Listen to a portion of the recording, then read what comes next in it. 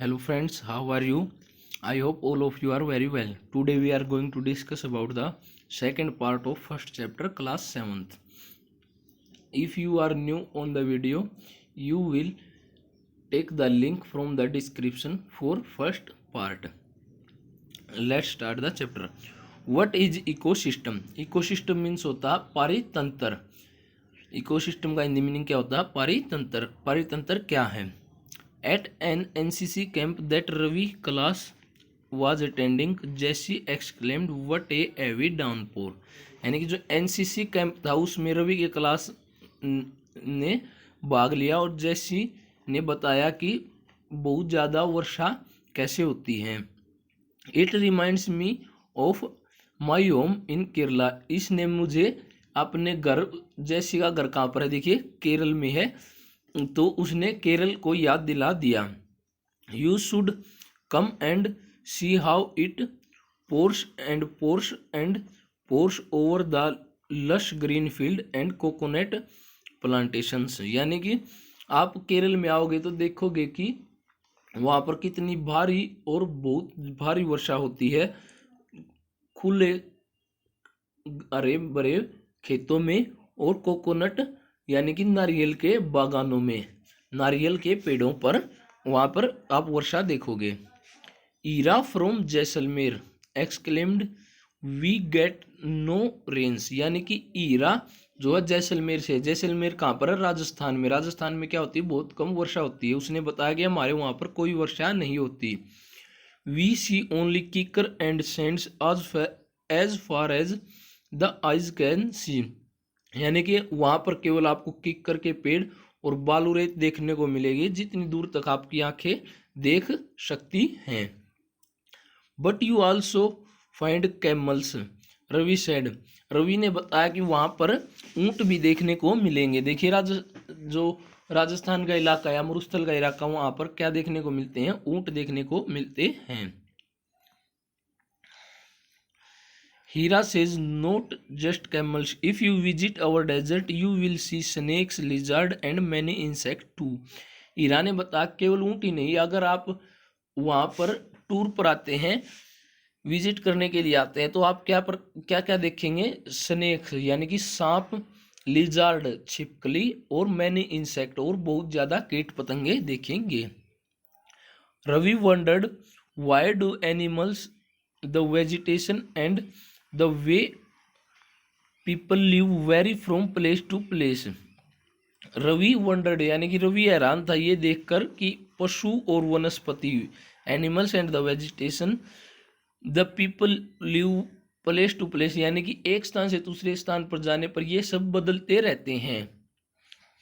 Are they all related to each other. क्या ये सभी एक दूसरे से जुड़े हुए हैं? Oh yes very much so, the teacher replied. उनके अध्यापक ने बताया कि हाँ ये सभी एक दूसरे से जुड़े हुए हैं.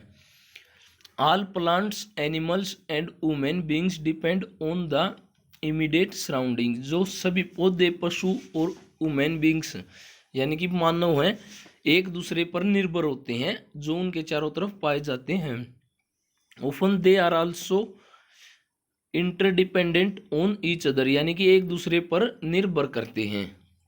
This relation between the living organisms as well as the relation between the organisms and their surrounding from the ecosystem. ये जो संबंध होता है इन सभी के बीच में, लिविंग और जीवित प्राणियों के बीच में पाया जाता है, और जो यही जो संबंध है पूरे पारिस्थितिक तंत्र में पाया जाता है. इकोसिस्टम का क्या मतलब होता है? हिंदी मीनिंग क्या है इसका? पारिस्थितिक तंत्र. There could be an ecosystem of large rainforest, grassland, desert, mountains, lake, river, ocean, even a small pond. यानी कि सभी जगह पर एक पारिस्थितिक तंत्र पाया जाता है. बहुत बड़े जो रेन फॉरेस्ट होते हैं यानी कि जो वर्षावन होते हैं उनका भी, ग्रासलैंड यानी कि जो घास के मैदान है उनका भी, मरुस्थलों का भी, पहाड़ों का भी, नदियों का भी, झीलों का भी, और एक बहुत छोटे से जो तालाब है उसका भी इको पारिस्थितिक तंत्र होता है. Do you think the park in which Ravi and his friends played formed an ecosystem. क्या आप आप क्या सोचते हैं कि जहाँ पर रवि और उसके दोस्त खेलते थे उस पार्क का भी इकोसिस्टम था? अगर आप इसका जवाब मुझे कमेंट बॉक्स में दे, यस या नो में, अगर था या नहीं था। Human environment, human beings interact with the environment or modify it according to their need. यानी कि जो वुमेन बींग्स हैं, जो मनुष्य हैं, वो अपने पर्यावरण के साथ जुड़े हुए हैं और इसको अपने अनुसार बदल भी रहे हैं। Early humans adapted themselves to the natural surroundings. यानी कि जो शुरुआती मानव थे वो क्या थे, अपने आप को उन्होंने पर्यावरण के अनुरूप डाल लिया था। They led a simple life and fulfil their requirement from the nature around them. वो एक साधारण जीवन जीते थे और उनकी जो जरूरतें होती थी उनको जो उनके चारों तरफ प्रकृति थी उससे पूरी करते थे।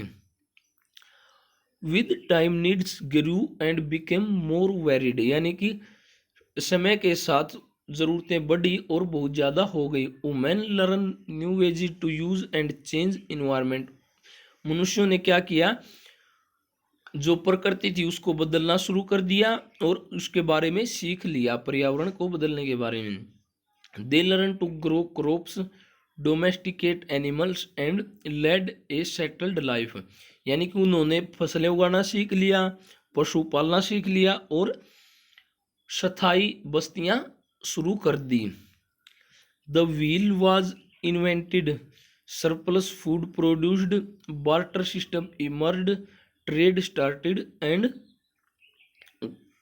Commerce developed. यानी कि जो पहिए का आविष्कार हुआ, द व्हील इन्वेंटेड, यानी कि जब पहिए का आविष्कार हुआ, सरप्लस फूड वाज प्रोड्यूस्ड, यानी कि बहुत ज़्यादा मात्रा में अनाज उपजा जाने लगा। Barter system emerged, barter system होता वस्तु विनिमय प्रणाली। देखिए जब पैसा नहीं था, शुरुआत में जब पैसा नहीं बना था तो लोग क्या करते थे, एक वस्तु के बदले दूसरी वस्तु ले लेते थे। जैसे अगर गेहूं के बदले कपड़े ले लेते थे, कपड़ों के बदले बर्तन ले लेते थे, तो ऐसे बार्टर सिस्टम होता था।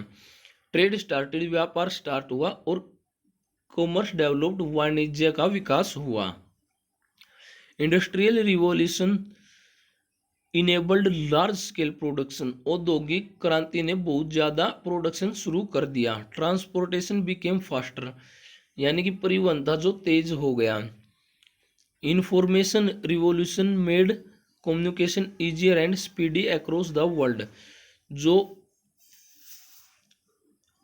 कम्युनिकेशन, यानी कि जब से कम्युनिकेशन में विकास हुआ है, संचार में विकास हुआ, कम्युनिकेशन का मतलब होता है संचार में क्रांति आई है, तो वर्ल्ड के एक स्थान से दूसरे स्थान पर बातें करना और मिलना जुलना बहुत ही आसान हो गया है। How you ever thought why you love eating a juicy watermelon in summer and hot roasted peanut in winter.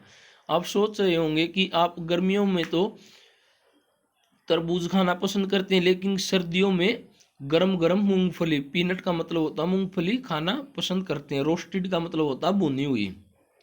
A perfect balance is necessary between the natural and human environment. यानी कि एक परफेक्ट जो balance है, यानी कि हमको चाहिए कि हम बैलेंस रखें, संतुलन रखें नेचर प्राकृतिक और ह्यूमन एनवायरनमेंट यानी कि मानवीय पर्यावरण के बीच।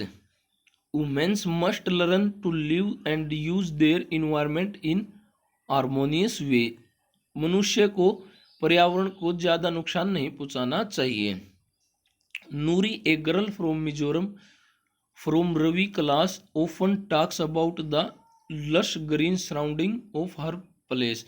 जो नूरी नाम की लड़की वो मिजोरम से थी और वो हमेशा बहुत ज़्यादा हरियाली की बात करती थी चारों तरफ। Seeing Ravi upset at having lost his playground, यानी कि जो रवि है वो बहुत ज़्यादा उदास था उसका खेल का मैदान नष्ट होने के कारण। Noori invited him to visit her home state during the coming vacation, यानी कि जो नूरी लड़की है उसने रवि को मिजोरम आने के लिए, उसके घर आने के लिए निमंत्रण दिया। अगली छुट्टियों में Ravi teacher asked the student to draw the landscape, houses and activities of the people and places they visit during the holidays। यानी कि रवि के टीचर ने उनको कहा कि अगर आप कहीं छुट्टियों में घूमने जाएं तो वहाँ की भूआकृतियों, लोगों और घरों के बारे में चित्र बनाकर लाएं, स्केच बनाकर लाएं। Now the chapter completes. If you like the video, press the like button and share with your friends. Thank you, friends.